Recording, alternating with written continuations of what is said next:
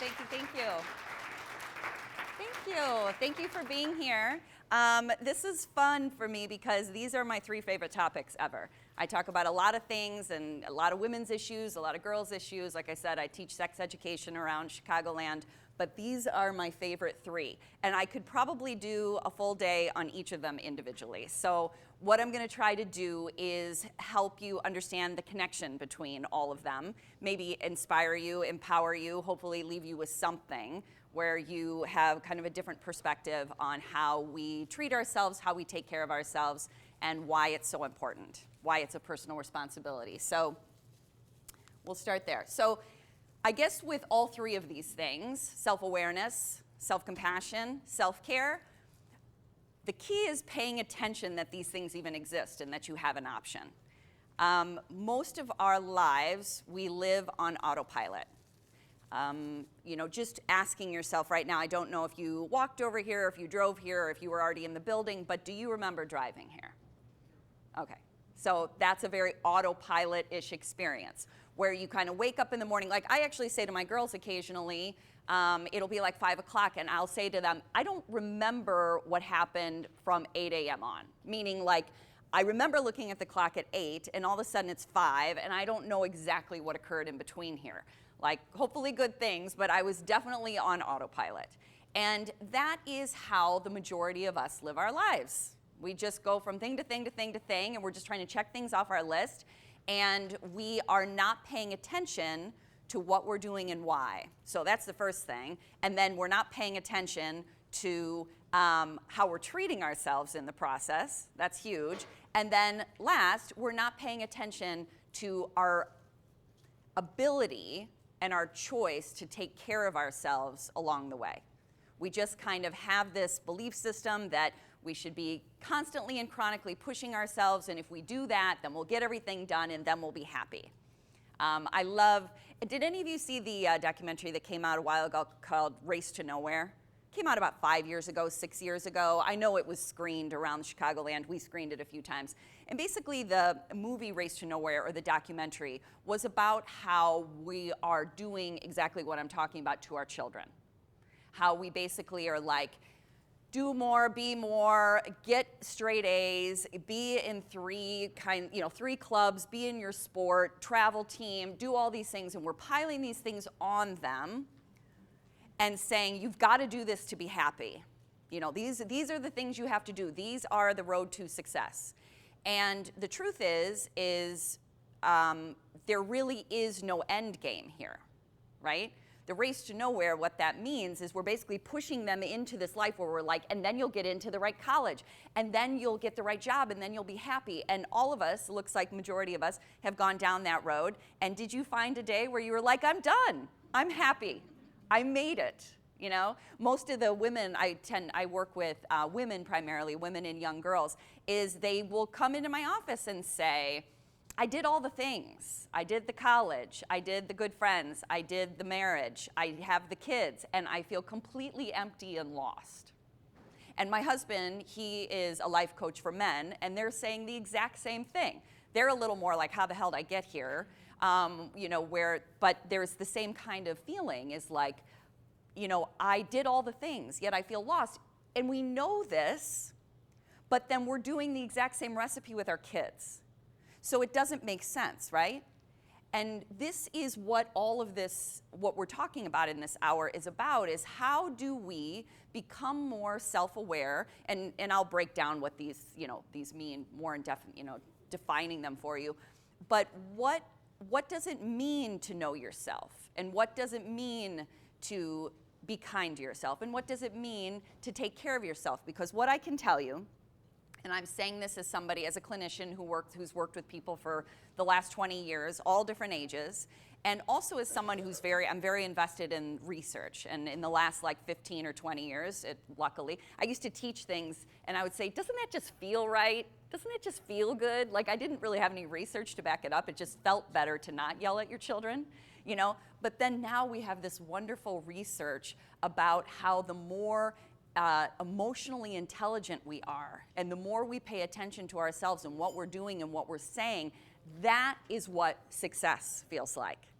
That is what, when we feel like we are being ourselves and being authentic and having a sense of purpose and being able to connect and communicate with people, that's where joy is born. It's not born from checking off your to-do list. You're going to do it forever. And you're just going to wake up every day going, why doesn't this feel better? Today I got 12 things done instead of 10. So paying attention is recognizing you have a choice. If there's anything that I can leave you with today, that'd probably be the biggest thing, is you don't have to keep doing what you're doing, okay? So the other, I love this language. I love saying be curious about it, because I know that a lot of people love to have, like, tell me what to do, give me the bullet points, give me the tips, and I'm going to follow it to a science. I do not do that, because that doesn't exist. Like I write parenting books, and I'm always throwing parenting experts under the bus by saying, if someone's telling you do this, this, and this, and it'll end up this way, it's not true. Maybe there's always a percentage, but every human being is different. Every situation is different. Every interaction and dynamic is different. So you can't just look at a list and say, I'm going to do these things and it's always going to turn out this way.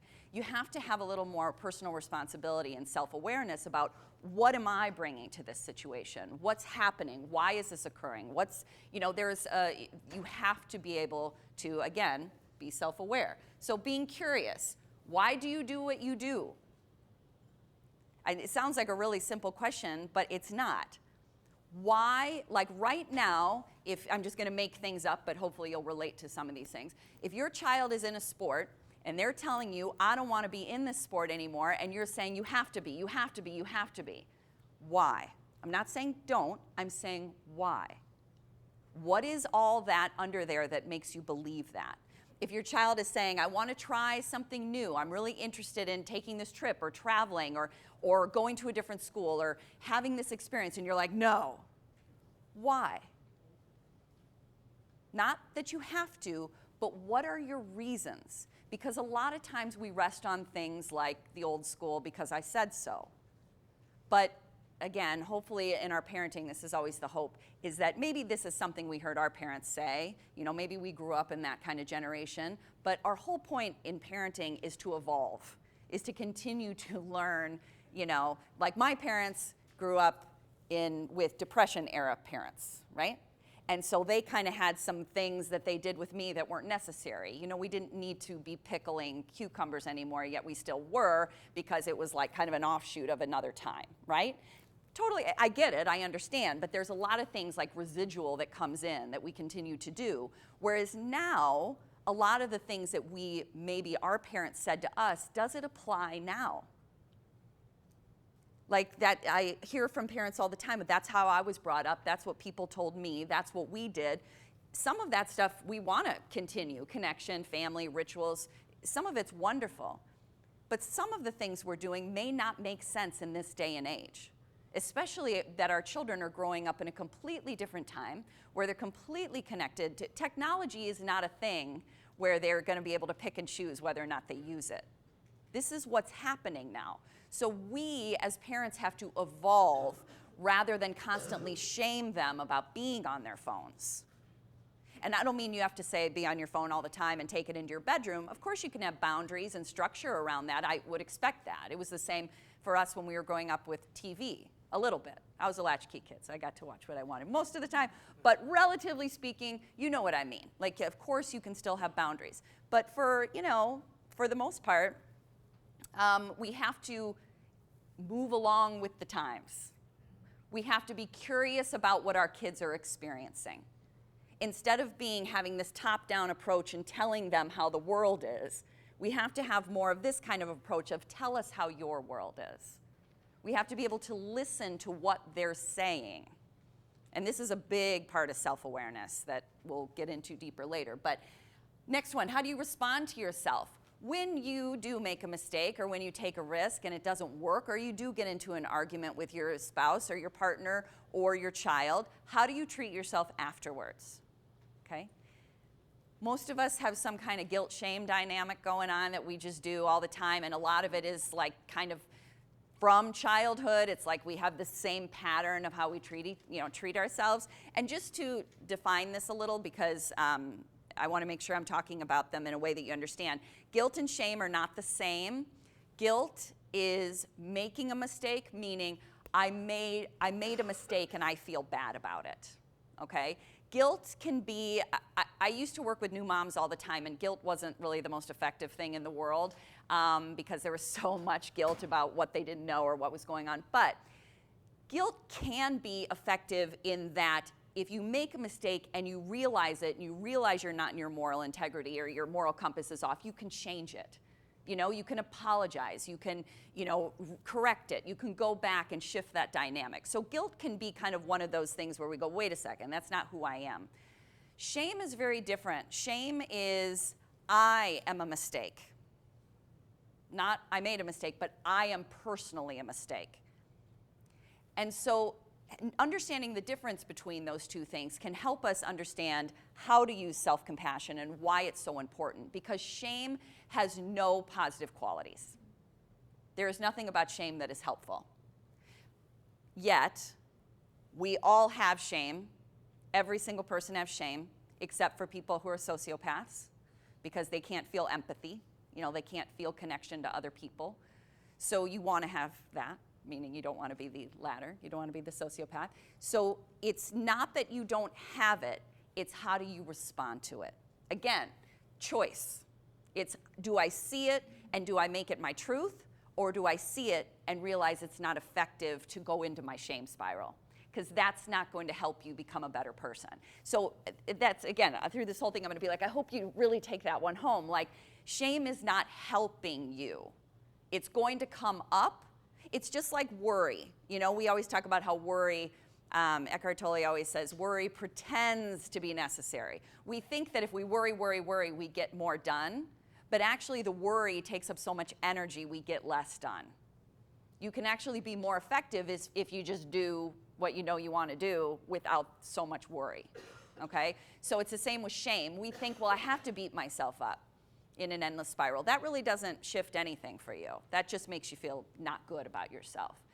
Whereas guilt, you can actually make a change, okay? So, and then the last one, how do you take care of yourself? What do?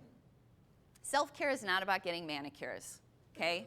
Self-care has become a caricature where people are like, oh, you can get a manicure and call it self-care, that's fine. But that's not really what it is, okay? Self-care is the ability to take responsibility for yourself.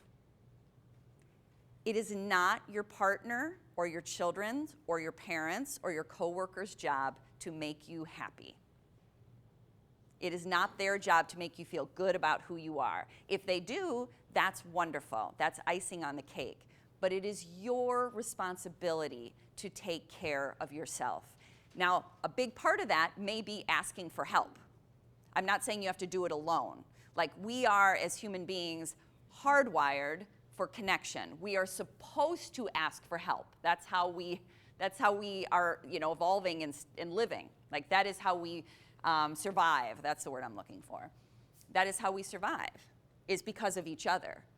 But even that, asking for help, is your responsibility. And reminding yourself, or teaching yourself, because we may have learned over time that I'm not supposed to ask for help, I'm supposed to do this by myself. And this I have found, my husband and I talk about this a lot, is very common for both men and women. Sometimes we'll say men don't ask for help, or we're being too gender specific. They don't ask for directions, whatever it may be. But I find it with women just as much. Women are like, no, I'll figure it out. I'll do it. I'll do the research. I'll do it. I'll find the people. There's a lot of like, I'll do it by myself. And you really don't have to do that, because when someone asks you for help, it kind of feels good, right?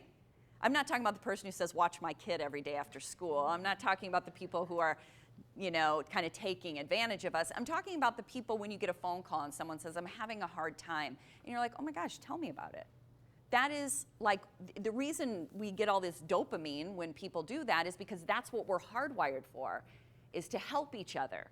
So then we love that kind of vulnerability in other people where we're like, oh, you're so great. You ask for what you need.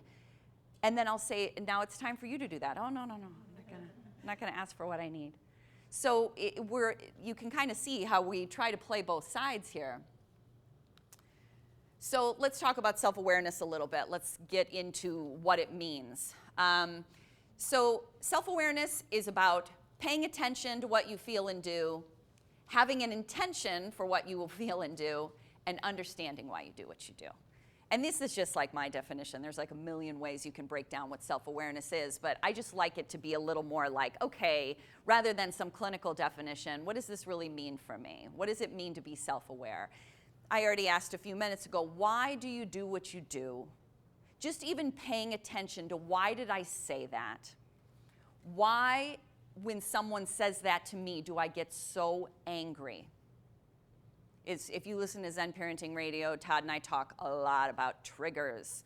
It becomes a very and again, that word can become a caricature too, but it really is a clinical word, which means somebody says something or does something and you have an a little more blown up response than maybe what just happened warrants. Okay? And as my sister-in-law, she's been in recovery for the past 20 years, and so she has all these great AA things that she throws at me. And she always says, if it's hysterical, it's historical. Okay? So if someone says something to you that's pretty benign or nobody else seems to react to it, and you have this really strong reaction, it may not be about what that person just said. It may be about something from your past, and it reminds you of what this person said, and this thing keeps getting repeated. An example that I can give you that people tend to relate to. Most women, not all, but a lot of women that I work with, feel like when they were growing up in their families, they were not heard, okay? Not heard meaning that they felt like at some point they lost their voice because of the educational system or whatever was going on, or that they grew up in a family of a lot of boys and men and they feel like they just didn't have, people were not listening to their opinion. And so there's kind of this inherent sense, or it could just be, we live in more of a patriarchal society, so it just becomes something that we learn from our culture and society. So they were kind of carrying that around, like nobody listens to me, nobody hears me, and then we have a child. And then they start to grow up and we say, put your shoes away. And then they don't do it. And we're like, oh my God, put your shoes away. And they don't do it. And then we freak out. And it's really not about the shoes. It's about nobody ever listens to me. Can you see how our past creeps up on us in those kind of situations? It is about the shoes. I would like the shoes to not be at the door too, but the reality of the situation is the shoes is a very manageable situation, right? I kind of have humor with my kids about it where I'll be like, come with me. Let's take these together. And and my daughters, by the way, are 16, 15, and 12. So they're not small people. I'm just kind of doing it to be a smart aleck. This is not the place. But just the ability to have some humor with it, or some lightness, or some ability to not get so angry first. Because if you are getting really angry first, the definition of a trigger, there's something else. And it may not be this big thing that you need to solve where you have to go back and get an apology and redo your childhood and go to therapy for 10 years. You don't have to look at it like that. It's just recognizing my response right now to my child is very out of context. This is not really what I'm feeling about this. And so you start to make, what self-awareness does is it gives you a little space where you start to realize I'm really mad, but I'm not mad at him or her.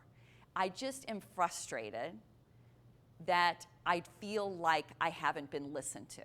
That's a self-compassion thing. See, these all interweave and interconnect. I feel I'm starting to reach my point of not being heard and wanting to do something about that. Most women that I see, they come in to see me around 38 to 55. And there's something that happens in that time period, usually right around 40, where they're like, I'm done. I'm done not being heard. I'm done doing what everybody tells me to do. I need to have a little more, and it's not about I need everyone else to respect me. I need to have more respect for myself. I need to say what I mean rather than beat around the bush. I need to ask for what I need without feeling that I'm overwhelming people, okay? So it changes. So also having an intention. who do, you sometimes, like I said, I teach sex ed around Chicagoland, and when I'm with parents, I always say, what do you want your children to know about sex? And everyone's like, so if that's the case, how are they going to learn what you want them to know if you don't even know what you want them to know? We think there's just going to be this osmosis where we're like going to, somehow relay our value system to our children, and they're just going to pick up on it because of the way we live our lives. And it doesn't work that way. And the comment that I hear from parents all the time, men and women, nobody talked to me about sex, and I turned out great. And they're like, yeah, but my husband and I haven't, I'm like, yes, I understand that there's still, when no one talks to you about one of the most important aspects of being a human being, it can make the entirety of your life confusing. It's one of the most important things. We worry about physical well-being. We talk about we're finally getting emotional well-being to be normalized. And sexual well-being is just as important. We're kind of like, go to college, figure it out. That's not the best time to learn about all those things about our own desires and needs. Because, and just to kind of give you the alternative, like the Dutch start teaching about this when their kids are 4. It's in the school system. And not all, people are like, oh, it's too young. Just about their bodies, about normalcy, about words, about you can use this word and this is what it's called and these are the body parts. It evolves in a child developmentally appropriate way, but by the time they get to the big things, it's like, oh, okay, now I get it. Versus the 5th grade girls that I work with hold hands when they're coming in because they're so afraid of what I'm about to tell them. They haven't heard anything. I start to use the words and they're like, oh my God. So it's like we are basically saying, we're not going to talk to you about this at all. And then one day we're going to bring in a stranger for 1 hour, and she's going to throw all these words at you, and you're going to freak out and go home and be like, oh my gosh, I can't believe that just happened. This is not a good model, is what I'm trying to say. And then I usually meet with these girls 3 years later, 2.5 years later, when they're in 8th grade, and as you can probably guess, the questions are very different. Because experiences have been had, challenges have occurred, and they're starting to lose that sense of who am I and what do I need. So this is, come to the conference. We're going to talk about it. Understand why we do what we do. Again, all interconnected, paying attention and understanding. Paying attention is the first step, and it's actually very connected to mindfulness. Again, mindfulness is something that is a big part of everything we're talking about here, and all mindfulness means is paying attention. Mindfulness, the gist of mindfulness, even though we could write 1 million books about it and listen to 1 million podcasts about it, is are you here now? Like right now, are you looking at me? Are you here? Or are you thinking about when she's done, I'm going to go get something to eat, and then tonight, because mindfulness is not being where you are. It's either thinking about what happened yesterday or worrying about what's going to happen tomorrow, and you're just trying to get through the moment. Get me through the moment. Again, race to nowhere. Where are you going? What are you trying to get to? All right? So mindfulness is just being present. So understanding, self-awareness is first having that mindfulness of noticing what I'm doing right here in the present rather than reacting to something that happened in the past. Or, like a lot of parents will say to me, my child, okay, I'll do it on something pretty simple that you've probably all experienced. My 2-year-old just hit. Okay? How many of you had a 2-year-old that hit? Probably all of you. 2-year-olds hit.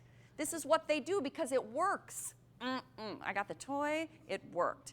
What our job is to come in and say, I understand that maybe in that situation it worked out, but it hurts somebody, it ends up hurting you, and then you're not connecting with this person anymore. They don't like you because you're hitting, and it's, so you talk to them about relationship and connection, not just don't do that, it's horrible, because they don't understand why is it horrible, it worked. They have to understand about how that's not helpful to relationships, okay?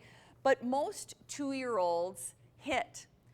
But parents will come to me, especially with their first, and they'll go, my 2-year-old hit. They're going to be a horrible person in high school. And I'm like, well, okay, let's just stay here.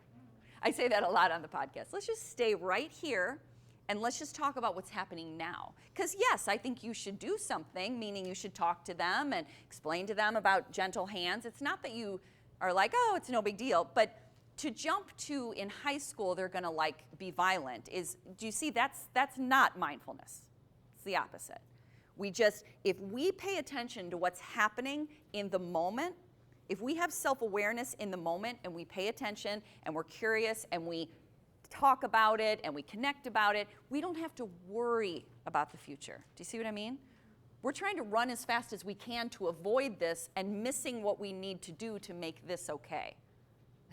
It's like this is why we start to feel exhausted. It's not just because of the time we're waking up, it's because we're trying to do something in the future that we can't do anything about. We can only do here. You can only do today, and that's all. So this is self-awareness, and I want to, because we're, and we'll have plenty of time for questions, we're doing fine with time, but do you have any questions about this before like I move into self-compassion? Even though I'm going to interweave them, I want to make sure, because like I said, we could do a whole day on self-awareness. Like, has there been something that is told to you or taught to you or something that doesn't resonate? Okay. Oh, you got one? Yes. Well, before, like, I keep getting a lot of that the word self-esteem is bad. Like, Yeah. don't use that anymore. Yes. But I feel like it still is relevant. I mean, so I don't know how that ties into all of this. I have a slide. I have a slide. I will go to it. Here it is. Okay. So this will help because it really is just a language thing. Like you probably already understand this, but it's the words that are throwing you off. Okay, so I'll go back and talk about self-compassion after this, but really there is a big difference between self-compassion, self-esteem, and in self-awareness is a little more like, you know, on the outshoot. How many of you grew up in the 80s? Okay. We grew up with the self-esteem movement, okay? It was really big, and the self-esteem movement was basically, be the best, you are the greatest, you are good, you are, and again, these are not all bad things. Like, it's okay to say to your kid, you're a great person. Like, one thing I never do, or at least I try not to, I see even saying never, it could happen, is nothing is inherently horrible. Everything is very gray. Like it's okay to tell your child that they're a special person to you, you know, and then I read books where it's like, never tell your children they're special. Well, of course you can do that. You can do that. You can tell them they're special. Just make sure you tell them everybody else is too. And this is where the self-esteem thing comes in. The problem with self-esteem is the nature of self-esteem is to be the best. This is how it was taught. And for that to happen, you have to compete and you have to win. And we all know this, right? You're not always going to win. And the problem we have right now with the parents who grew up with this is if I tell you your kid is average, you freak on me, right? My kid's not average. My kid is way above average. My kid is way over here on the scale. If that's the case, then how is that possible? Do you see what I mean? There is a scale, and again, I believe in many different, not just believe, I know, and you would all, you know, research-wise, there's many different kinds of genius. I think EQ is just as important as IQ. I think there's also musical talent. There's sports genius. There is, you know, specialized mathematical genius, science genius. You know, so it's not about your kid is either above average or below average. They're probably excellent at certain things. Like the other thing in the school system, and I am a teacher. And my parents were teachers, my mom was a principal. I am not throwing education under the bus. I love it. But I will say that the challenge is when our kids are in the school system and they demonstrate a real proficiency at something, like English, but they're not doing great in math, we focus too much on the math. I'm not saying we have to not focus on math, but we're trying to get their math up to their English. But they may be more proficient in English. It may be their natural, innate skill. But we keep putting them like in, you know, I live in Elmhurst, so I'm in the Elmhurst School District. And there's so much push about, do you want to put your child in higher level math? Put them in higher level math to get them on a certain track. They'll be okay without it. And a lot of them don't need it for what they're going to do. They need to take math. Again, hear me. I'm not saying math is bad. They need math, but they don't have to be in reach math. That's what we call it. Do you guys call it reach in your, it's like gifted. And in between that is like another level of kind of like an honors level. And then in high school, if they choose that for themselves, that's amazing. But again, it's like this pushing of you have to be excellent at everything versus do this the best you can, learn, let's get you to a place where, you know, your grades are pretty good, but then these things you love, go there. Because this could be your work, your job, your career, your hobbies. Doesn't have to be what pays your bills, but don't lose track of how much you love English. Okay, does that make sense? So going back to self-esteem, it only works the way it was taught to us if we win and compete and demonstrate being better than others. And what that does is it risks our connection with others, and we feel like a need to play king of the hill all the time. We have to be, you know, it's not good enough to be second in cross country, you got to be first. You know, it's not good enough to be on a pretty good team, you have to be on the best team. It's not good enough to have a good debate team where you make a bunch of friends, you have to win it. And while those goals are wonderful, you don't have to get rid of the goals, you aren't a better person when you win. And what self-compassion is versus self-esteem is self-compassion will never ditch you. You can use self-compassion when you win. You can use self-compassion when you lose. You can lose self-compassion, you can use it when you're afraid or when you're super brave. Self-compassion is the thing you can actually give yourself credit for, like, I'm having the best day ever. Yes, you know? But you can also use it when you're like, I just blew that. Whereas self-esteem is, you know, and again, the way it was taught to us. But you see how it's a word thing? Because if you were thinking self-esteem was more like self-compassion, then it wasn't hurting you in any way. You know what I mean? It wasn't, but this is the method. What I heard growing up was the be number one stuff. And I know that still happens in sports. I have children in sports. You know, it doesn't mean anything unless you're number one. I mean, is anybody watching cheer? You know, this is our thing. And there are, you know, and someone can say, but being number one is important or striving is important. Absolutely, it is. It can be setting goals and reaching for something is great, but it's not, and hopefully you've experienced this, it's not the end that feels good. It's the process. Setting a goal, yeah. Well, one of the things that I've seen with students is that they're not afraid of the work. Right. They're not afraid of the work. They will work really hard, but they don't know what to do when they don't get it. Exactly. So if the win is always an A, You got it. the win is always to get into those honors and AP classes, Yeah. which I highly think are overrated, then they literally do not know what to do. And totally as an 80s kid. That's right. It's like, so now, and the answer to that is the growth model. Exactly. Right? Well, the problem is that that's not really, it's still not fixing the problem. It's still not helping them understand I know. that the win is every day. Exactly. And the amount of times that I've had to tell people that a B is above average Yes. and that a C is average. I'm sure parents are like, no, no, no. No, no, no. Shake things up. Yeah. But when I say it to kids and when I say it to parents, the kids don't look at me like I'm an idiot. They look at me like I have no concept of what language you're speaking. Right. They literally like I don't understand. Or they'll say that's good for somebody else, but not for me. Well, I get it. exactly. Lots of compassion for others, I know. really not for themselves. And what people always say to me, and I totally honor this, is I mean, I believe what you're saying is exactly, that's my belief system too. But they'll say, Cathy, the system's not set up that way. My kid, great that you think a B is fine, lovely. I'm glad that they'll be fine in your class or, you know, whatever you're teaching. But the system is you have to get a certain test score, or you have to have all A's, and you have to be above a 4.0 to get into this school or to have this recognition or to be a National Merit Scholar or whatever it may be. So they're like that. So we still, it's like we're saying, we're putting some like good things into the system, like self-compassion, don't be so hard on yourself, but with the system is still set up that there's only certain people who will be the winners. And we still hold them up as being the best people. And again, this is where I get into the IQ, EQ thing, where IQ is wonderful, but after you get your first job, nobody cares. They don't ask about it, they don't know your grade point, they don't care what, if you were, you know, you spoke at your graduation, they don't care. What they want to know is, can you manage people? Can you get along with other people?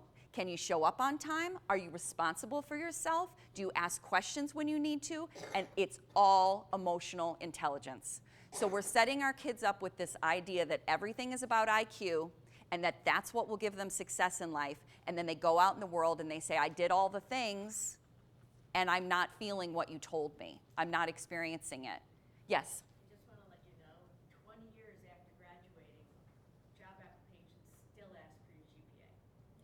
Well, and that may be true. Again, in that gray area, there could be. But I'm most likely, if you went into an interview and somebody had a 4.0 and you had a 3.6, and you were someone that they could speak with, that understood, that, you're going to get that job. So there's always going to be a situation where someone says, there are jobs. I just listened to this whole podcast about, it was Malcolm Gladwell's podcast, where Justice Scalia was saying, I only hire people from Harvard Law School. Now, the funny part was he said, but my favorite intern that I ever had came from Ohio. And everyone was like, okay, that doesn't make sense. So the favorite intern is not the right word. What are you? Law clerk. My favorite clerk was from Ohio, and he was a go-getter, and he got along with everybody, and he asked questions, and he did this, and we're like, okay, so you only hire people from Harvard. So do you see how we have a mindset of it's got to be Harvard? But the truth is, in the real world, we want people that we can connect with, and not just to feel good, but so we can get work done. How many times have you been on a team where you're not getting anything done because of personality conflict? Okay, so you're like, hello. Or for the teachers who are here at the classroom, like I'm a teacher too, so when I was so excited to become a teacher, like when I was in getting my degree, the whole language approach was big. So everything was about puppet shows and creating things. I had a ball. I was like so excited to bring all of this into the classroom. And then I got in the classroom, I'm like, oh, I'm not using anything because I'm just trying to keep order. Anytime someone disses a teacher in my presence, I'm like, go teach a class of 30 kids at once. I want to see what you can do. I want to see if you can not only offer them something educationally, but manage what's occurring, take care of their emotional needs, make sure you're noticing where everybody is at a different level. Teaching is for the best of the best. And I mean, no doubt about it. Oh, thank you. Fellow teachers, I see, yes. So, so if you throw that at someone, they'll say, whatever. But yes, that's what I say all the time. Your statement about people are hardwired for Yes, connection. yes. Are you intending to say that that's a given, but at the same time, it seems like there's a whole spectrum of degrees. Absolutely. That being wired, and I don't know whether that's a cultural thing or whether it's a genetic thing, or whether we're all born with just some degree of connectedness. Great question. So the question is, are you saying that we're all hardwired, but we have all these varying hardwired to connect, yet we have all these varying degrees of our ability to connect, or people having more of an empathic nature, or whatever it may be. We're hardwired to connect. We know this, research-wise, we know this. Probably the most mainstream research is Brene Brown's research, where she took everybody else's research and said, we are hardwired to connect. And those of us who are, I'm a therapist, and those of us who are therapists knows that everything you study about human behavior is what we're all trying to go to is connection. But this is where the nurture thing comes into play. Not only nurture, but the environment you grow up in, what you're experiencing culturally, what you are, because even though you're hardwired, your brain is, neuroplasticity is how your brain can evolve and change over time. Like the stuff that we used to say about, you can't teach an old dog new tricks, it's not true at all. Your brain can, you can learn something until the day you're not here. Your brain can always evolve, and sometimes that neuroplasticity is not a good thing. Meaning you're a child who's really gregarious and you talk and you have these experiences, and then you get into a classroom or we'll take it off the classroom, you get into an environment with a coach or maybe a babysitter, whatever it may be, you hear things that are harmful, you experience things that are traumatic, and some of that hardwiring shifts. And again, no, let me say this, some of that wiring shifts. That's a better way to say it, because hardwiring is it's there for us. But here's why the hardwiring is important, is because what every human being does want, and what we do in therapy to get them back there, is every human being wants to be seen, they want to be heard, and they want to be valued. And that all comes through connection. That all comes through relationships. Relationships can be the thing that hurt us the most, and then they're the things that end up healing us. I love the self-help industry. I'm all about it. Like, I've been living in Barnes & Noble's personal growth aisles my whole life. But what I know for sure is that can't be it's not just about reading a book and doing it in your own room. You have to practice this stuff with people. You don't just get to say, I am a lovely person and I feel all the good things, and then go out in the world and honk at people in the car. You are not living what you are learning. And so my answer to you, even though it's like, I know it's kind of a big question, is nurture plays a huge role. But the good news is, even if, like, for example, something new that has come out in the last 5 years, even though it's been around for a while, it's finally mainstream, is something called ACEs, which is like the trauma, all the teachers are nodding, yes.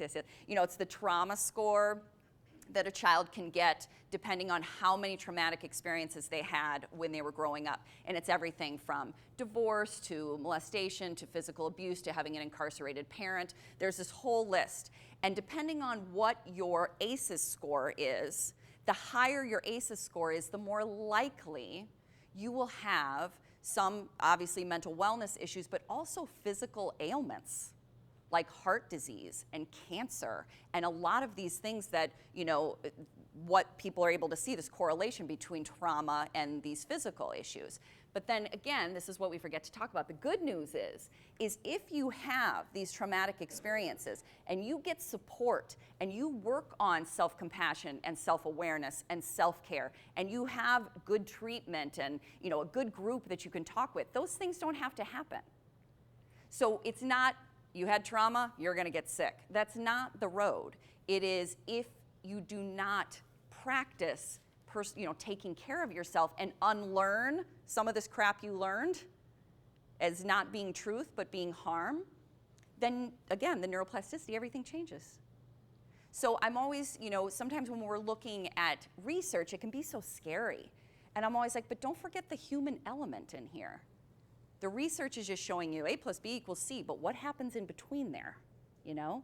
Like, we can really make some changes with kids. How many of you had one teacher or coach who shifted your life and the way you looked at things? Right. So that's one person who said something different or noticed you.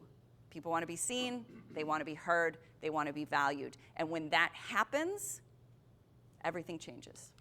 So I'm going to go back to self-compassion really quick, and then I'll go to self-care.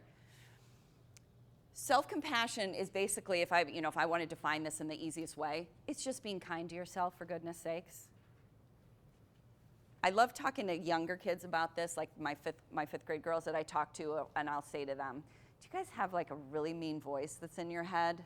And they'll be like, they look around at everybody else, like, is anyone going to raise their hand? And I'm like, do you have this voice that tells you really mean things about yourself, and that you suck, and that you're never going to get it right, and that you're dark, and if anyone knew what was going on in your head, they would never like you? And they're like, and then when people start to raise their hand, they're like, oh, thank God, thank God, thank God I'm not the only one. We need to be telling, first of all, I'm telling you as adults that everybody has this voice, and we need to be telling our children, this is part of the system. It's not telling you the truth, it's lying to you, and I don't have enough time to get into all the ego dimensions of the brain and, you know, neurobiology. I would recommend reading Dan Siegel's books. Dr. Dan Siegel wrote a book called The Whole Brain Child, and then he's got some really boring ones called Interpersonal Neurobiology that is just great. But yes. They have a new book coming out. Todd and I just had them on the podcast, or we had Dan Siegel on the podcast, and the new book is really wonderful because it's really broken down. Have you read it, Gilda? Yeah, it's wonderful. So it's not so I don't need all this neurobiology. But my point is to understand how the ego works and how the brain works, and that's just part of being a human being. We all need to have the ego, or else we may all show up here naked and forget to get dressed because we don't care what people think. We need to have a sense of personal responsibility. I'm taking care of myself, but it gets overactive. And we start beating ourselves up and thinking everything is our fault and everything. So it's what we're talking about here with self-awareness, self-compassion, and self-care is recognizing that we do have an overactive ego and that we do have what's called a negativity bias, which means to survive, we naturally notice the negative things that are happening. Someone gives you 4 compliments and 1 criticism, I know what you leave the room thinking about. Or 1 to grow on. Here's 1 to grow on. I'm always like, oh God, don't give me 1 to grow on. You think about the negative one. This is how we had to evolve. And think about it this way. It's genetic, it's instinctual, because way back when, there were the people who were a little more like hypervigilant and worried, and they would run from the lion, and the people that were like, I'm just going to chill and not worry about it, they didn't run, they didn't survive, we don't have their genes, okay? So we do have some natural negativity bias of noticing what's happening so we can survive. But then, as I always say, I have college students, and I love to talk to them about this stuff because they're so in the heart of all of it. I'll be like, what's that's doing to you is you're walking down the hallway and someone bumps you, and you are like ready to pounce on them like it's a lion, like they just ruined your life and that they dissed you, and you don't need to do that. Like, you're not trying to survive in that moment. That's unnecessary. You're overreacting, but because we're so used to noticing the negative and feeling like, someone says something about us, and we feel as distraught as we do, way back when they were being chased by a lion. Like, it makes us feel like our survival is at risk, okay? So understanding the way the brain works and the ego works is really valuable, not only for yourself as a parent, if you are a parent or a teacher, but so you can talk to your kids about this, so they don't walk around thinking they're the darkest person in the world and nobody will get them. That's why most teenagers feel that way, because everything is coming online and they're like, there is no way I'm going to talk about all these things, because if anyone knew, they would absolutely abandon me. And because we are hardwired for connection, what's our greatest fear? Rejection and abandonment. That's what we fear the most, no matter what situation. You may say, well, I don't really fear, but it's about belonging. That's what we all want. So again, being kind to yourself. Choosing care over judgment. The reason why I talked to you about shame before is even though we love to beat ourselves up, it's not doing anything. Not only is it not doing anything, your energy is getting wasted, so you can't make a change. When you're kind to yourself, when you actually put there's a lot of embodiment for me. Like, it's not just mind, I feel it. How many of you guys are like feelers, like in your body? Yeah, okay. And not everybody is. My husband's very cerebral. Everything is like thought process, But when I feel nervous, I feel it here. When I feel sad about something, I feel it here, which is this connects to my chakra yoga world, for those of you who like that. But so when we put our hand on our heart and we say, you're having a tough day, that was hard, what happens is we actually have the ability and the capacity to use every part of our brain.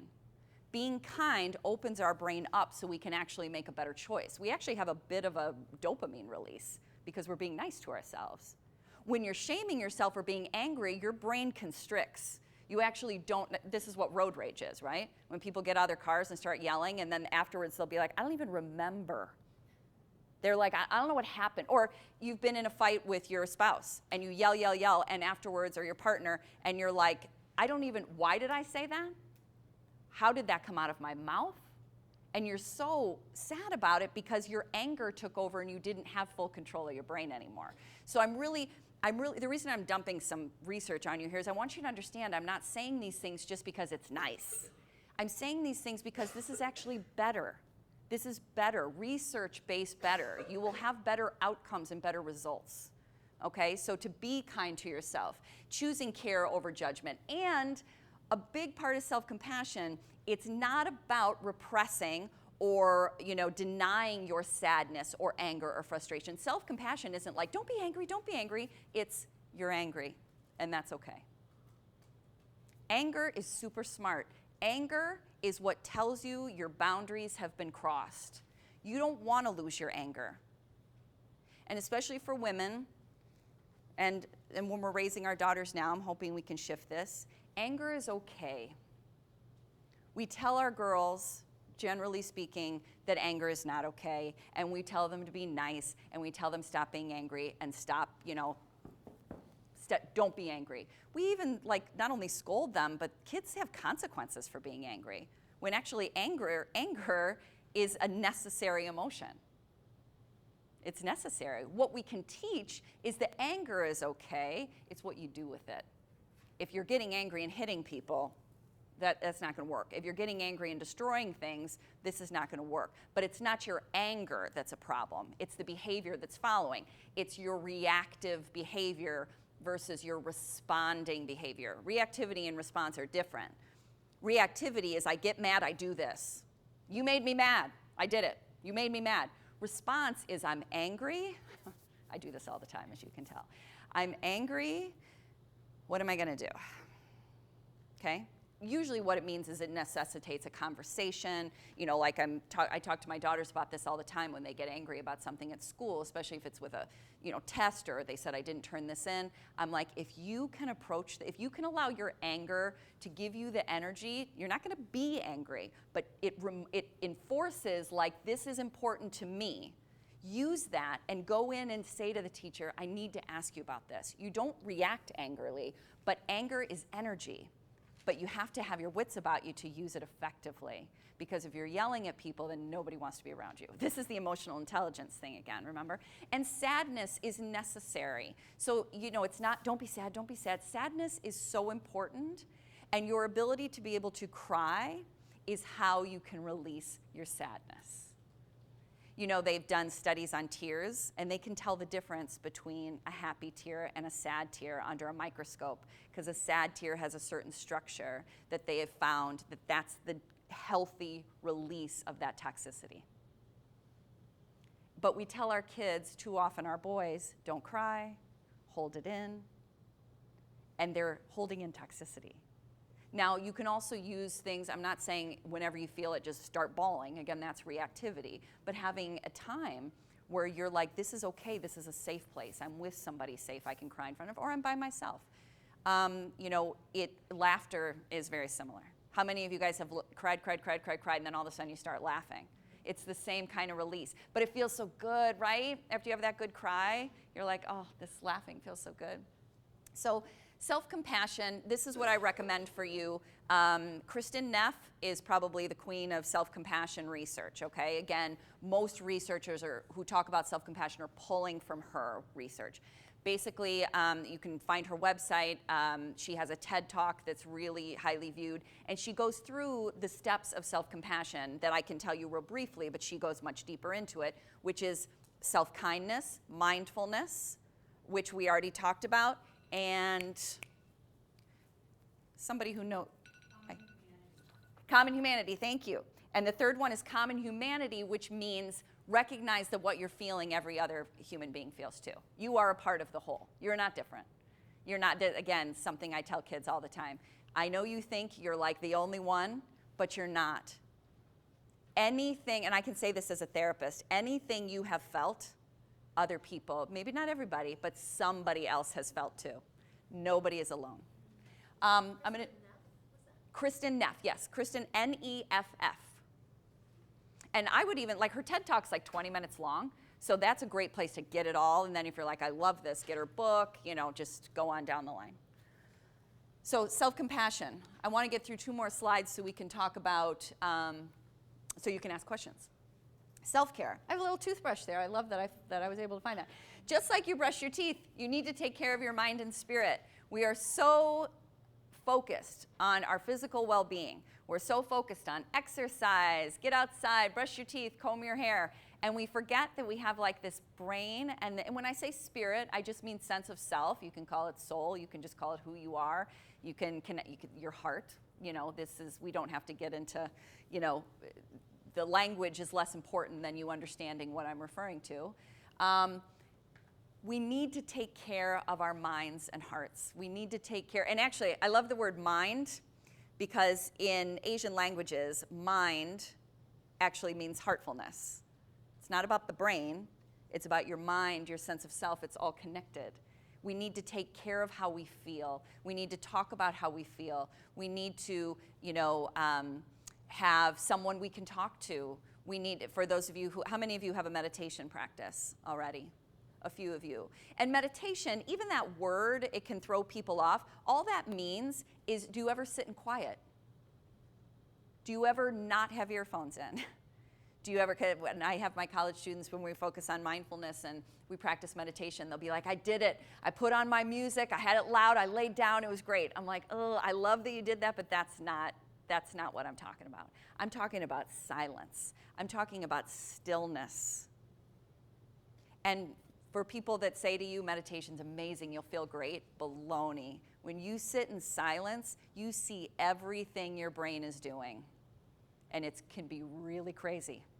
This is why they call it monkey mind, because you're like, whoa, feeling, thought, oh, fear, it's everywhere. Now, of course, when you practice long enough, you're able to let all that just happen and you watch it from a distance. But anyone who tells you you're going to start meditating, it feels great, initially it's super uncomfortable. It's super uncomfortable, and that's the practice. Is it's not happening because you're meditating. That's happening all day long. You're just avoiding it and not noticing it. So it's not that your thoughts start when you meditate, it's that you notice them. And the practice is creating a little space between the fact that thoughts come and go, feelings come and go. Feelings actually only take 90 seconds to go through your body. But we're so uncomfortable with it that we like shut it down. And we like, I don't want to feel it, I don't want to feel it. Scroll, scroll, scroll, scroll. You know, we don't want to feel it. So then it gets stuck.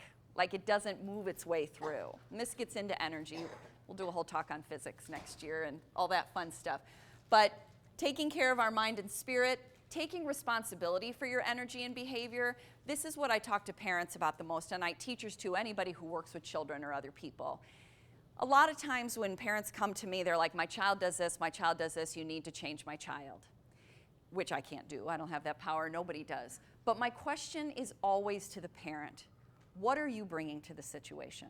And obviously, you know what the first response is, you're blaming me, you're blaming me. It's not about blaming, but when you are in a conversation with someone, it's a dynamic. You're bringing an energy too. How did you feel when you said that? Because whatever you were feeling, they're gonna feel. We'll come in with the nice words and be like, I just want you to do the right, but your kids are energy beings. They're closer to it than we are. We're getting so old, we like forgetting how connected we are, especially little kids. Again, let's talk about infants. Infants have no language. They just feel energy, right? They don't come out knowing words. They're just energy, so they feel everything. They're feeling beings. So we have to take responsibility for our energy and what we're bringing. And then our energy may dictate what's coming back. Reciprocal. If you're coming at your child, they're going to come right back. That's what we do. This is natural human behavior. But if you come with kindness and coming down and saying, I really have a question, they'll answer it from that place. It's reciprocity. This is how it works. And again, obviously there are times we yell at our child and they shrink, and they don't respond that way because they're afraid, but we don't want our children afraid of us, because if they're afraid of us, they don't come to us when they're struggling. I used to ask parents, how many of you want your children to be afraid of you? And too many people raised hands, so I'm not going to do that to you. I want them to be afraid. And I understand what you're saying is I would like them to listen to me, and I would like to feel like I have more control. I understand what you mean when you say that, but the truth is what the hope is. I'm not going to tell you what you want, but what the hope is that when your children are struggling, they come to you, and they know that you'll understand and listen. And if your relationship with them is constantly yelling at them, or feeling like you have to talk down to them or scare them, you're the last person they're going to come to. And that sucks. And I know you want to be like, but I want to be. But it's a relationship, just like any other relationship. And for those of you who have little kids, it can seem like this person is never going to be an adult. I'm telling you, it happens fast. Two of my friends who are here, I did a play group with them when our kids were born, right? We met when our kids were 6 months. And it's unbelievable that our children are now like going to be graduating high school in a year. I don't know how we got here. It's like, this is how fast it happens. And we all know this. Some of you probably have kids in college or out of college, where you're like, how did we get here? And then you want to have a relationship based on mutual respect, right? You don't have to be your kid's best friend, but it'd be nice to be friendly, right? People are always like, I'm not going to be my child's friend. That's fine, but you can be a nice person, because you know how your kid learns how to be a nice person? By interacting with you, who's a nice person.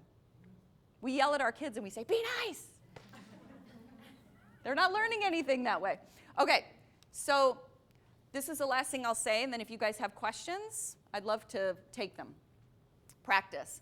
This thing about self-awareness, self-compassion, self-care, it's a practice. You're not going to do it correctly. I don't like that word correctly. You're not going to do it perfectly well every day. It's not always going to flow super naturally. Basically, practice means that in every moment you get to choose. What am I going to practice here? I saw a great meme the other day, something like, in every situation, I either, it wasn't a negative word. Basically, what they were saying is, in every moment you get to choose to evolve. Am I going to do this the old way, or am I going to do this a different way? And sometimes when you start doing different things with your kids, like you do get down or you say something nice, they'll be like, that's not how you usually respond. So dynamics, again, you're such a big part of the dynamic that when you do something different, they don't know how to respond. Like if you're someone who like argues with your partner a lot and you fight, it's a dance. So if you do something different, they don't know what to say next. It like shuts it down. So you understand how important you are, to this situation, how important you are, how much power you have. And I don't mean power over people. I mean power to shift a dynamic. You're so powerful. So again, priming the brain to notice what works. This gets into neuroplasticity again and talking about the negativity bias. You can't change the fact that you have an ego. You can't change the fact that you have a negativity bias. These are survival. This has been around forever. But what you can do is practice noticing things that are working. You can prime your brain to notice. Like my college students, every day when we come in, we do 3 minutes of gratitude journaling. That's what we do before I set my alarm. That's what we're doing first. And they can't stand it because it's an 8:30 class. And they're like, how dare you ask me to come up with good things at 8:30? They're like coming in with coffee. But that's my point, is you're noticing everything that's not working, but some things are working. Your car worked, your legs are working, you're breathing, you have a coffee, it's beautiful outside, someone held the door for you. You have to practice noticing these things because they're happening all the time, whether or not you notice it or not. But if you start practicing, what I mean about prime is if you prime your brain to notice these things, you start noticing them more because your brain's looking for them. Your brain's already looking for the negative. You don't have to do anything about that. That's already set in stone. But now you can practice noticing what's working. And I used to be a really good gratitude journaler. I used to do it at night all the time, and I'd have like all these lists. It got to get a little exhausting. So now I try and just kind of say it out loud. I mean, sometimes, how practice gets old? You're like, and if you're doing something that gets old and you're not enjoying it anymore, find a new one. Again, we get too schooly about it where we're like, I got to do what I'm told. What I do now is I just say it out loud. That was fun. That was cool. I liked that. Thank you. And I'm trying to recognize rather than just be on autopilot and go forward. Okay? And again, we already talked about responding and reacting. We've talked about neuroplasticity. I'm trying to think of probably the best thing with practice. The best book that I've read about practicing these kind of things. Any book about gratitude. Shauna, somebody just came out with a book that came out last week, and it's called Good Morning, I Love You. And Sean, I'll try and find her last name. But anyway, the book is called Good Morning, I Love You. It's on Amazon, just came out. It's brand new. It's all about mindfulness practices. That's what the whole thing is about. And it's all research-based. She's been doing it forever. And you'll kind of, if you get the book, you'll freak out because anybody in the mindfulness world is like written on the back of the cover. I'm like, oh, she knows a lot of people.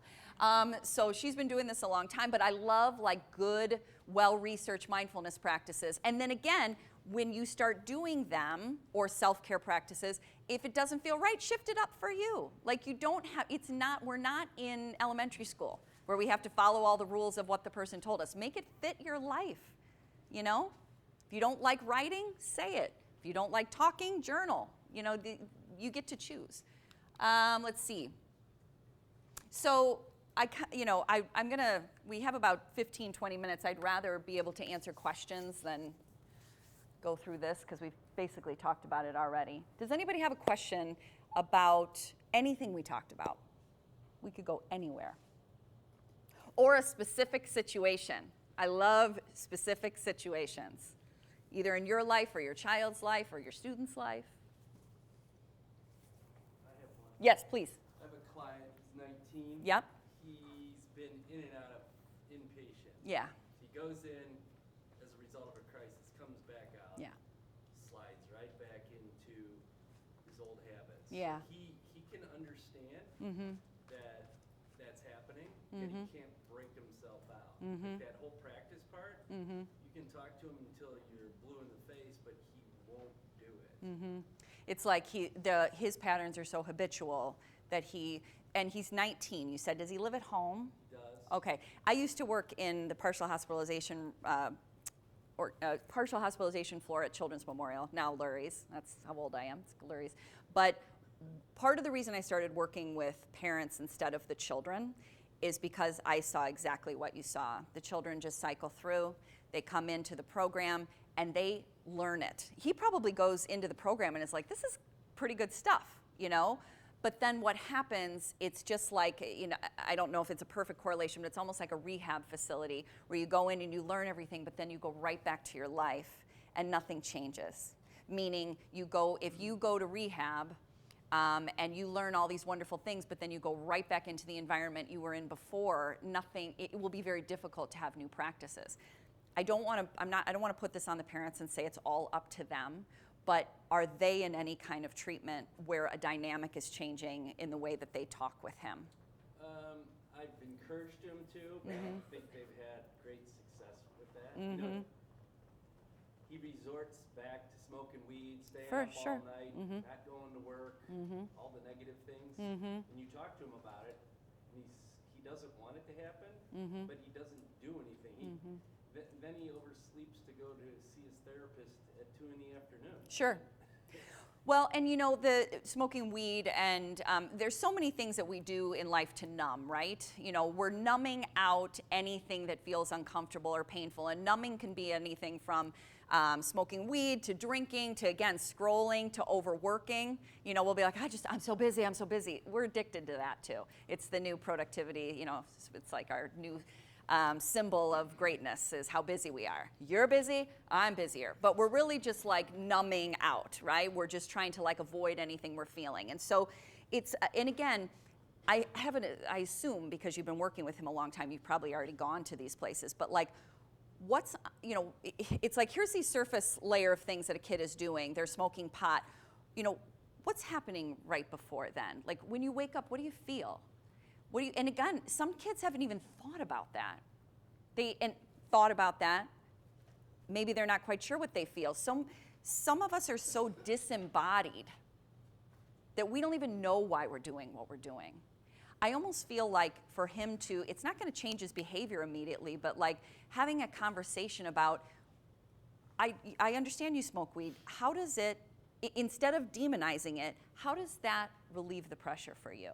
And what pressure are you feeling before you use it? Because this is something that my friend John Duffy that I was just talking about is really, I really enjoy talking to him about teenagers because we really go after their behavior a lot and demonize their behavior and talk about you're doing this wrong and you're doing this wrong and you're breaking the rules and you have consequences. And we're not asking why? Like curiosity, not why, but like super real curiosity.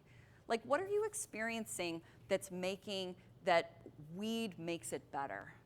So then you're coming at him here rather than this because he already knows you're probably like, we may say even in a kind way, don't smoke weed. And that's very easy to say, but if smoking weed feels better than being significantly depressed, it's hard for me to listen to you. But if instead we go into, I'm feeling these things, or it's scary, or I feel a word that I always used when I was doing my own therapy was terror. Like sometimes I would just feel terror, and I wasn't like sure like what that was. And when you're feeling terror, you'll do anything to not feel terror, right? But what is that terror?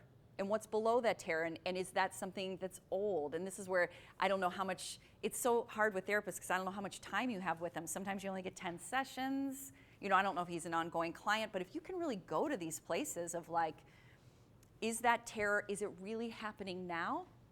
Or this is where you use mindfulness. Is this something from your history? And was it even telling you the truth?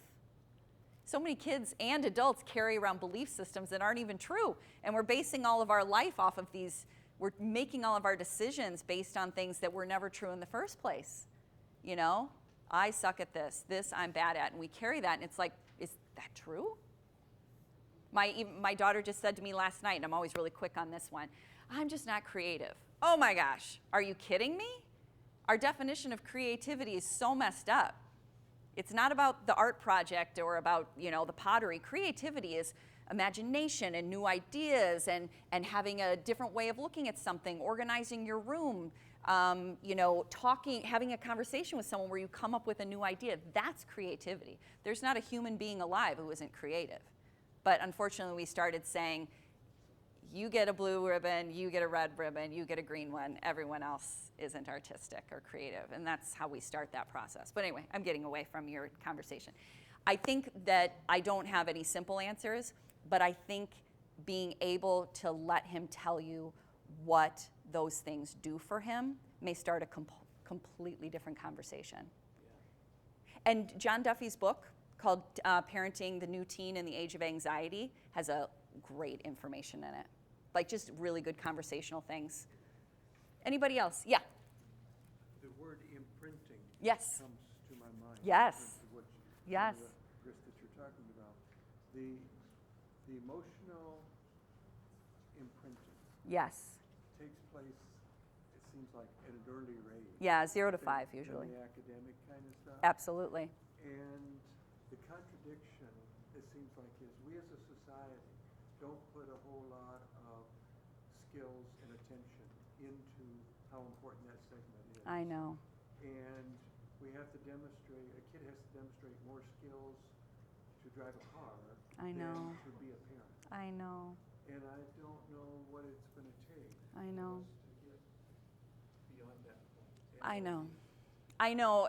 The social emotional education has had a lot of bumps in the road, from not getting the right amount of funding to making it so literal that kids are like, I don't want to do another bullying seminar, What my hope is, I have two different hopes. One is that we start to build social emotional learning into every category of learning.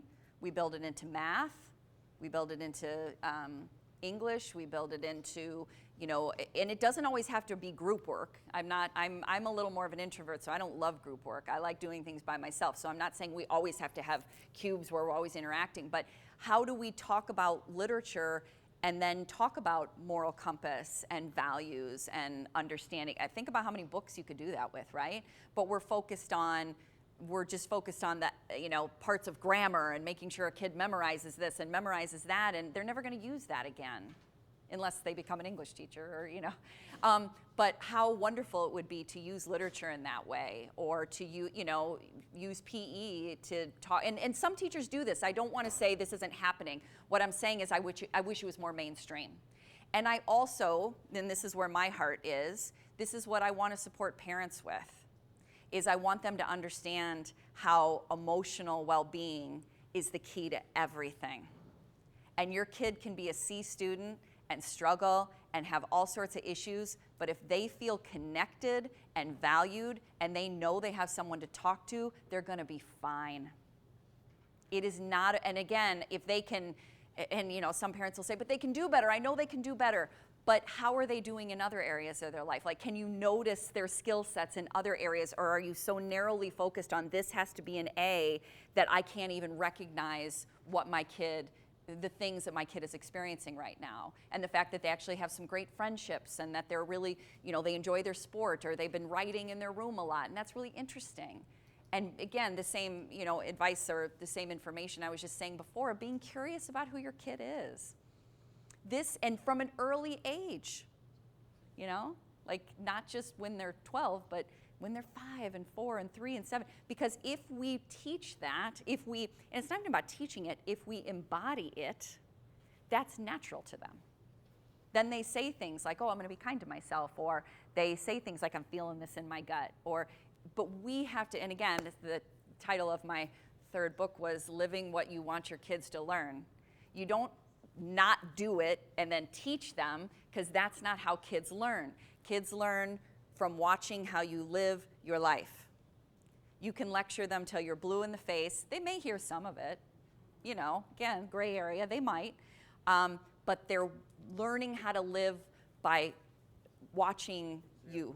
Yes, examples. And the way they communicate with you. Like, if you are someone who knows how to apologize, then they learn how to apologize because they've experienced apology. If you are someone who has made mistakes and taken risks and been like, you know, I took a risk, it didn't work out, it's hard, and your kid notices how you manage that effectively and in a healthy way, then they know how to do it. If you're someone who's like, there's no risks, there's no failure, there's, you know, everything is about an A, everything is about doing it right, they don't know how to manage any kind of risk-taking behavior or any kind of failure. And this is so important. Kids only learn how to be resilient if they fail. Then they can be resilient. They can't be an A student all the time and do everything perfect and learn resiliency. It all comes from, and this is so unfortunate because I know none of us like to see our kids in pain. It sucks. But when they are down, that's when they learn how to get back up. So they have to be willing to take risks and fail and not make a team and get a C or a D or an F on a test. And then what do you do next after that? That's the question. It's not, you didn't study, you're a horrible kid, it's what are we gonna do next? And I shouldn't even use the word we. What are you gonna do next and how can I support you? I say that sentence so often. How can I support you? My kids tell me, you know, there's a lot of feelings going on in my house, as you can imagine, and because we talk about it all the time, and sometimes there's just story after story after story, and what can I do? How can I support you? And a lot of times it's nothing. They just wanted to say it, and they just wanted me to be okay with it. I had a really hard time today, you know, someone said this to me, and then I walked down the hallway and I felt so stupid, and then I realized that I had my thing on backwards, and then it was really hard, and I'm just like, whoo, that stinks. That's it. They just need to say it. You don't have to fix it. You don't have to go back in and say, well, that friend should have thought this, and you should go, you know, you don't have to get involved. I've been saying that I have 2 children in high school, and my third daughter's in middle school, and I am never going to go back to middle school with any of them. I am out here. Like, I still feel, you know, we're parents. We feel the pain of our children. It's not like I can avoid that, but I'm not getting involved. But I'll support you as you're managing it. I'll support you. I'll be here. It's like one of my favorite analogies is like when our kids are really little, it's like a balance beam. They're walking on a balance beam, and when they're really little, we have to hold their hand because they can't do it alone. You know, we're feeding them. We're helping them, you know, move around, walk, strollers, all that kind of stuff. But as they get older, we have to back up. We're still here. If my kid falls, I'm going to help them. But I may say, do you want me to help you get back up, or should I just stand here and you know I'm here? Like, being curious about what they need. But as they get older and older and older, we keep backing up, but we never go away. I'm always like, I'm right here. Any other questions? I think you sort of answered it. I was thinking about it last night, and people talking about anxiety. Yeah. And, you know, one of the takeaways I took was, you know, let your child, your love is so key. Yeah. So just, you know, one more sentence about how can we let our children know that they're loved in the worst of times? Yes. Well, and you know, that word love is really interesting because I know exactly what you mean when you say love and everybody gets a feeling, but sometimes we use love to say, I'm doing this because I love you. I'm pushing you because I love you. I'm yelling at you because I love you. And it gets really confusing for kids. We have to broaden our vocabulary, and we have to this is why I want to go back to self-awareness and why we do what we do. Why do you want your kid to get straight A's? Is that for you? Is that for them? What's the truth about that? And that's this is like, you know, let's all get a therapist to do this, okay? This is a deep dive. What do you believe? Do you believe your child is an extension of you? And that their performance in the classroom or on the field or on the dance floor is an extension of you? Are you living through your children? Are you wanting them to do what you didn't do? You know, my favorite example that I say all the time is when a child is being forced to play piano, and they say, I have to make them play piano because I didn't play piano, I didn't learn, so my child's going to learn. And I always say, you go take piano lessons. And quit making them to do it, because that may not be their native genius. That may not be what they love. Piano's great, and we all want to be Billy Joel and everything, but it's not for everybody. Some things come more naturally to others than, I have one of my daughters sits down at a piano, never has taken lessons, and can play a song. I don't mean like, beautifully, but she just understands it. I don't. I sit down at piano. I even took lessons. It's still why I don't like Thursdays. I still remember piano lessons. I wake up on Thursday and I'll be like, no, you don't have piano lessons today. But I really do have a vibe about that, So going back to the word, so love, I think it is, the way that I would like to think about love with our kids is, do we accept them in every way, shape, and form? Do we accept them when they're feeling sad and anxious? Or are we like, no, don't feel that way, feel better, feel better, feel better, because we're so uncomfortable with sadness and anxiety, and we don't want to feel it, so we tell them to stop it. Same thing with anger, same thing with any emotion that is not joy or happiness. We love it when our kids are happy. We're like, I love you so much when you're happy, I'm going to give you hugs and kisses, you're happy. And then when they're sad, we're like, go to a different room. Right? But what are you telling your kid? You can only bring me your best. And if you don't have your best, then don't be in this room with me. It's not a great message. And I know parents will say, but, they're bothering me, or they're not being kind. And then it's the same question that this gentleman had about what's underneath that. And you don't have to be like, did you have a tough day? You don't have to get worried. You just say, wow, you seem really angry. Let that sit out there for a little bit. I find the less I say, the more I hear. You don't have to pick up your kid and ask a bunch of questions about who they sat with at lunch. Please don't do that. Don't do that to them, because they know that you're just looking for the right answer. I sat next to my friends. Oh, good. Then you feel good. My kid is good. They know there's no room to tell the truth, because if they really said, I had a really rough day, well, and again, I hear from a lot of parents that I was just listening to an interview with somebody, and they were saying, well, my parent did a good job with me because they said things like, what was your role in the situation? Now that's good. Again, this is where we get into this good and bad thing. That is good in a way, to be like, remember what I was saying before about the dynamic of what energy did you bring? How were you feeling? But a lot of times a kid comes to us and says, this kid hurt my feelings. Well, what'd you say to them first? What'd you do? Did they think you were not, your kid doesn't even get a chance to grieve that moment, because right away you're trying to tell them they could have done something different. Okay? Instead, it's, this kid wasn't nice to me, and it's like, oh, you can really, the sentence, it just sucks. Or I know how that is. Something like that happened to me today. I tell my kids, I'm not burdening them with my issues. They're not like my friends where I'm telling them all my deep dark, but when they're like, that happened to me, I'm like, yeah, that's happened to me before too. You can relate to your children. You can relate. And then usually they figure it out themselves later, like 10 minutes later, they're like, well, I was kind of a jerk when I walked in, so I kind of understand. They know the answer. They just want, remember, heard, seen, validated. That's what they're looking for, Anything else? All right. All right. All right. Thank you. I learned a lot. I think you did too. I think these noon conversations are really so helpful. Do you agree? Yes? Yes. I like So noon. keep doing them. And so we've got 2 coming up, and one of them really continues the conversation. Good. And that's in March. And it's on this blue sheet. You might miss it. Dr. Chris Willard, and I hate to say this, he's from Harvard. I'm so sorry. He's better than all of us. But he is coming and doing 3 programs. One's at 9:30 for younger parents, or parents of younger children, I should say. And then at noon, it's a repeat of his evening talk. And the topic is called Growing Up Mindful, Capable, and Resilient. So it's a continuation of the conversation. Come back